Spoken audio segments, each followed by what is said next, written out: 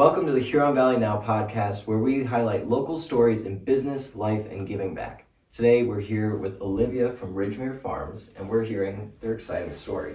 They've been making a mark in our community lately as they've been growing. And Olivia, I want to know, what was it like starting out? How did this stand begin? Yeah, so the stand was actually supposed to be a replacement lemonade stand for my youngest brother. During COVID, actually, my dad, our family's always been into farming. We own 33 acres. We've been doing like small gardens on the land for quite a while, especially with my grandparents. So over COVID, we hadn't done anything in a while, so my dad decided to start a tomato garden so that my brother could sell tomatoes from the road in replacement as a lemonade stand, just because we live in such a rural part of the community. So we grew too many tomatoes, way too many tomatoes. And what turned into a small table is now a full-on farmer's market for the whole community, basically. It's beautiful. It's cool to see something start small and grow big. And you mentioned your dad and your family. You've got a little bit of an interesting connection to the community, don't you? Yeah, so my dad, my grandpa actually started Colasani's Market, which is in, it's technically in Highland, but most people relate it to Milford. But that started in, I think it was around in the 70s. My grandpa started that, so my dad soon took over that market, and it's been sold twice now since we've owned it. But so my dad has all his experience from owning that market and turned it into what we now have at Ridgemere. Yeah. And so now he's coming out of retirement and helping with the farming here. Yeah, a lot of people say that, yeah, oh, you're out of retirement now, so it's always a funny joke. My dad always says he doesn't want to retire because that's when you die. Yeah. You gotta keep moving. Doing stuff. Yeah, I know he does a lot for the business. I'm out at the stand, I'm helping customers. I deal with the employees that we have out at the market and organizing. So my background is actually in design. I have a degree in art and design, so the layout of the produce is probably one of my favorite things. I also have done all like the marketing with Instagram and Facebook for the business. That's really, I think, pushed us up a level. A lot of businesses nowadays don't know how to use social media to their advantage, and I think my background there helped us start out for sure. Whereas my dad was mostly make the signs for the road, so we put out like garage sale signs saying like fresh tomatoes, but he also obviously has great sales experience and marketing experience when it comes to the customers and dealing with other farmers. When we got too big to only sell our own produce, we had to move to other local farmers that he already knew from Colasani's and growing up working with their older families. So like their grandparents now, their kids are leading on. So you just see the generations throughout the whole entire business aspect of it, which is really nice. Yeah, that's really interesting. Tell me a little bit more about how you grew from just the tomatoes to taking in some other local farmers. Yeah, so the same year that we started out with the tomatoes, my dad had already seen, I guess, how many people were willing to stop on the side of the road for fresh produce.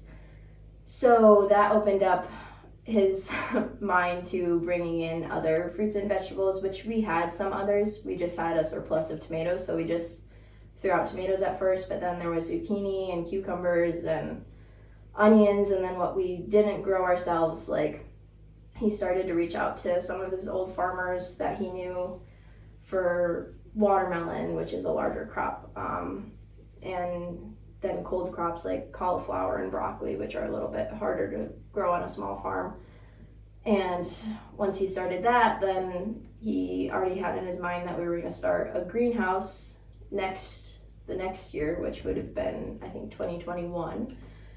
And when I thought greenhouse, I thought he'd be growing more plants for vegetables in the greenhouse, but he actually meant for flower retail.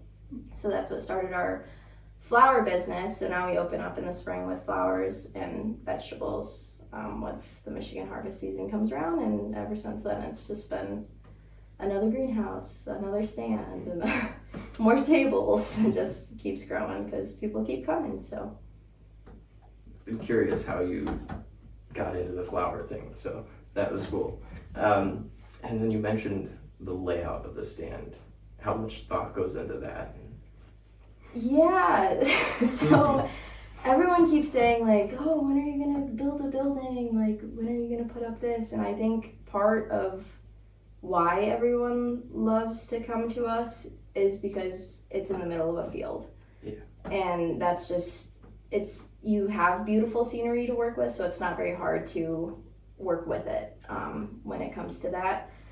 So the layout mostly, as much as I hate to say it, goes to my dad. He knows how everything has a flow, and I'm learning so much doing everything as well. But when you start a business, what a lot of people lack is the idea of how a business flows with customer service. So the employees are a big part of it, and me and my sister were the only employees to start out with. My brother was there every once in a while, but like guiding the customer through the whole entire thing is very helpful, but also to have that momentum to begin with is a huge thing. So to have the flow, to make it a circular pattern all the way to the checkout so that everyone sees everything instead of like skipping one section. So it's always in the back of my dad's head to be like, oh, Olivia, you can't put the tomatoes there because no one's going to walk around to see them. So it's just kind of having that history there to help guide where we lay everything out and how everything is set so that customers are able to have the best experience as well as best experience as a business for them to see everything that we have to offer. I love hearing all the thought that goes into it, because when I come to visit, I feel that. I wander around, you have fun actually looking at everything. Yeah, you want to keep going. You don't want to just be like, okay, that's all that there is. And you mentioned social media. What kind of strategies did you use on social media to grow the awareness? Yeah, so social media, social media is hard because there's such a disconnect there as well, because it's over the phone and you're not person to person. So one of the biggest things is, I didn't start doing this actually until I think it was last year when I did videos of me talking, and when people saw me talking there was a lot more response from that because everyone was like, oh my gosh, she works there, like some people know me as the owner. And so like seeing a familiar face and seeing me kind of talk to them, a lot of people came in the next day and were like, you're a video star, and I'm like, I just posted on Instagram. But yeah, you just need to create, and even in the captions, if you aren't comfortable doing videos, which me not all the time, some days I am, some days I don't really want to be in front of the camera, so captioning it to be exciting and having those photos taken to make it look exciting and have, I don't want to say perfection, which we always strive for perfection, but there's imperfection in everything. So to have it be as comfortable and personal and kind of just go along with what we're trying to do, which is serve the community and help the community get fresh local produce that is good and healthy for them. So kind of just go along with what people want is all you got to do. And has there been a video of yours that's been like your favorite to make so far? Oh gosh, no. No, I don't really like to look back at them, to be honest. But people seem to like them, so I try to keep going at it. But it's funny how many content creators feel that same way. They're like, no, I just get the content out. Yeah, and then forget about it after. But I actually I made a cookbook based off of the market, which was I was in college when we started, so I was in at U of M pursuing my degree in art design, and we had a senior thesis project. So I decided to do, actually last minute, a cookbook based on all of the recipes that I've gathered from the community through Ridgemere. And the cookbook follows the Michigan harvest season. So you start with Michigan strawberries first in the cookbook, and what recipes you can get from that, which I got from the customers, my employees, stuff that I've tried out myself now that I'm able to get my hands on all the fresh produce as well, even though I've grown up with it. But just me starting out adulthood and trying out new things in the kitchen is always fun. So That's such an awesome idea. And how do people get the cookbook? Do you sell it at the stand or? we sell it at the stand. I was trying to get it online, but it's mostly just at the stand. But what I started the conversation is I created this video on it mostly for holidays, because it's a lot of people have bought it for gift giving, just because cookbooks are like one of the number one things to, I think, like listed on to buy your mom or your grandma for Christmas. So it's just a great opportunity, especially if you live in the community, to be like, oh, this, and it's, my name's on it, so everyone sees the name Colasanis and automatically affiliates it with the market, which is totally okay, because the market is part of the community and it highlights Highland and Milford and just all around. So it's personal and it's homey, and it's called homegrown and homemade. So it just gets you back to your roots, kind of. Oh yeah, I really love that idea. Can you share maybe some lessons or some interesting memories that you have from working with your family at the stand? Working with my family, well, there's always the ups and downs. Yes. So I don't have any really specific memories. I always like when I can get my youngest brother is, he's 14, so whenever he's out there is always nice, because it was his stand to begin with, so he should be out there. But as a 14-year-old, you're not always focusing on work. That's not your priority, which is completely reasonable, and I totally understand. But whenever he's out there, it's more comfortable. It's always more fun. When I get him like restocking the corn, or he knows how to drive the tractor now, so that's one of his favorite things to do, and it's just always nice seeing him out there. But it's mostly me and my dad out there every day, so I don't have like one single memory that I can pick up from that besides just us working together and getting through each day. Basically, we always unload the truck full of fresh produce in the mornings whenever he goes to the farmers to get it. So I mean, we do everything together, which is nice. A lot of families don't have that and can't have that or aren't willing to, and so it's nice to always have those roots. Yeah, it's a unique and wonderful experience. So I'm glad you appreciate it. And talking now about some of your produce again, do you have any like secrets to growing awesome produce? Because you've always got great stuff there. Yeah, there's not really any secrets. It's just, if you want your customers to come back, you have to make sacrifices. Farming isn't always perfect, and you always have bad produce, and when we do have bad produce, we don't show it to the customers. We just take, I don't want to say you take that loss, but that's just what farming is, and that's what the harvest season brings. So if you find something bad, it doesn't mean that the customer needs to get stuff that's bad as well.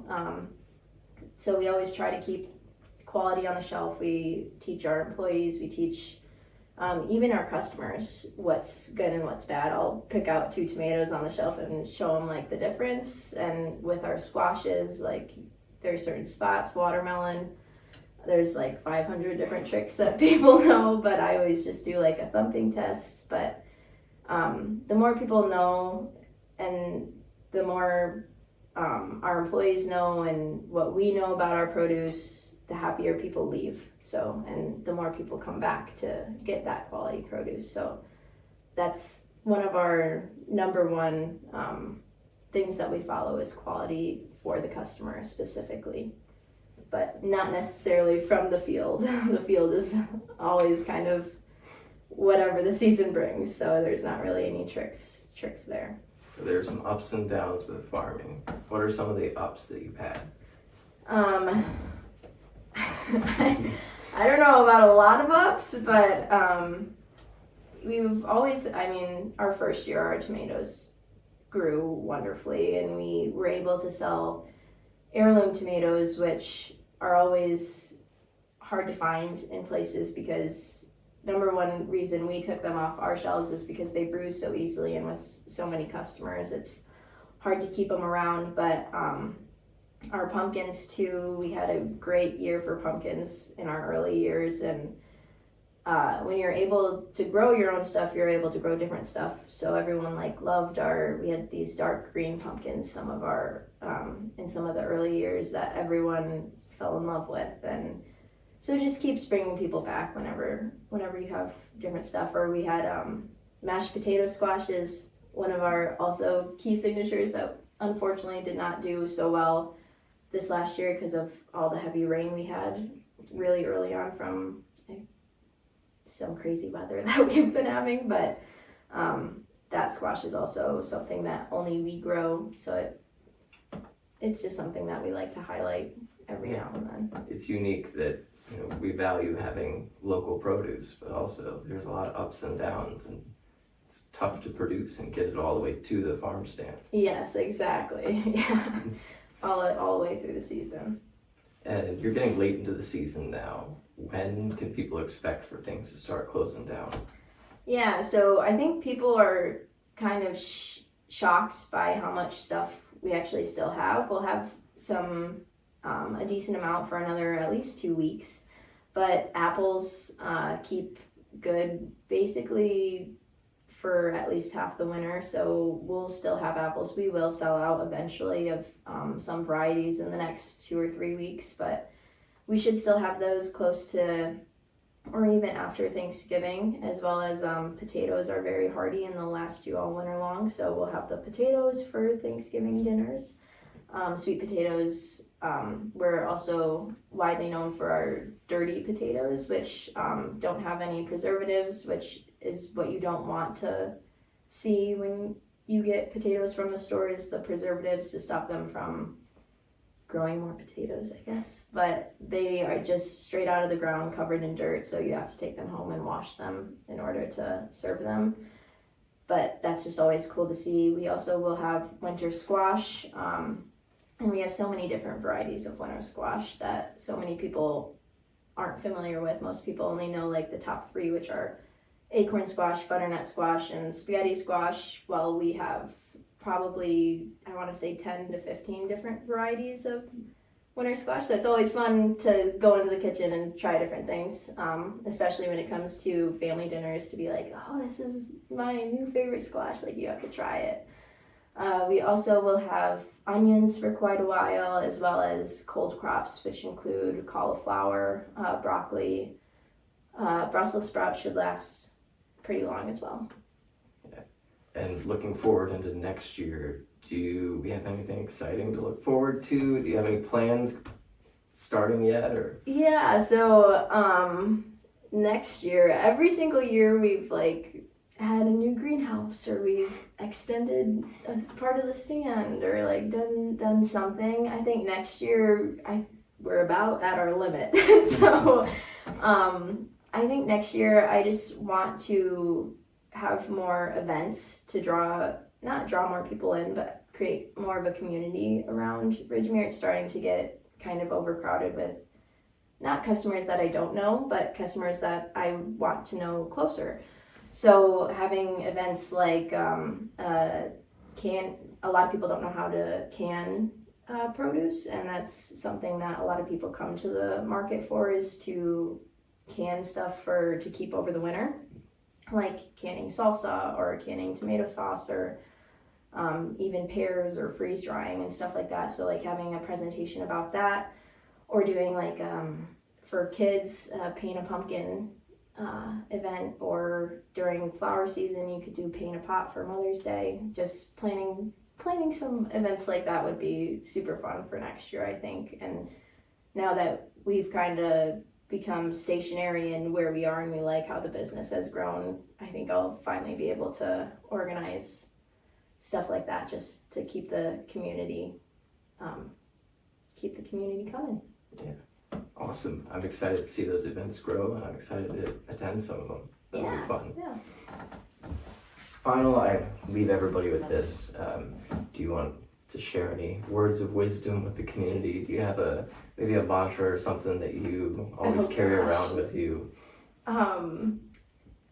I feel like I'm too young to leave words of wisdom, but I think one thing a lot of people notice is just kindness. I walk into so many businesses, and not to my surprise, but just not even rudeness, but a lack of kindness towards customers. And it just kind of shocks me how these are your customers, they're helping your business, like this is your community, how could you not greet them with a smile? So a lot of people notice smiling and kindness, and we always try to go above and beyond for each customer. So that's what I would do for everyone, and recommend for every new entrepreneur, anyone out there. Just treat everyone with kindness, and they'll give it back. Awesome. That's an important message. Yes. All right. Thank you for joining this episode of the Huron Valley Now podcast. Make sure you like and subscribe, and we'll see you next time. This episode was sponsored by the Cairo Tribe Chiropractic. When you're ready to embrace a healthier perspective tailored to your needs, discover a world of wellness with the Cairo Tribe. Everybody say, bring not bone alone. Come on, bring not bone alone. At the Cairo Tribe, we specialize in easing daily pains and discomforts at our House of Wellness, where we focus on what truly works for you. Everybody say, bring not bone, hey, bring not bone alone. Everybody say, bring not bone alone. Yeah. Experience the difference at Cairo Tribe Chiropractic and Wellness in Highland. Call or text at 248-800-6214